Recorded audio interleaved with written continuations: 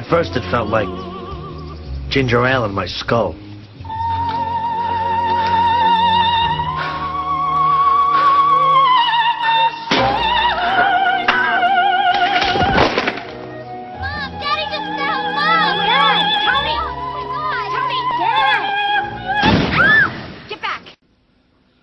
Goddamn ducks.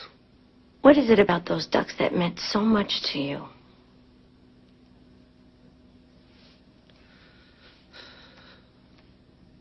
I don't know, it was just a trip having those wild creatures come into my pool and have their little babies.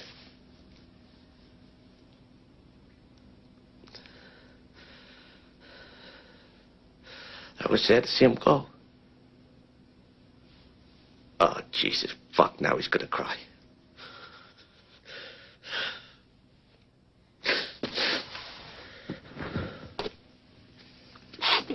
Shit. Fuck me. When the ducks gave birth to those babies, they became a family. You're right. There's a link. A connection. I'm afraid I'm gonna lose my family. I lost the ducks. That's what I'm full of dread about. It's always with me.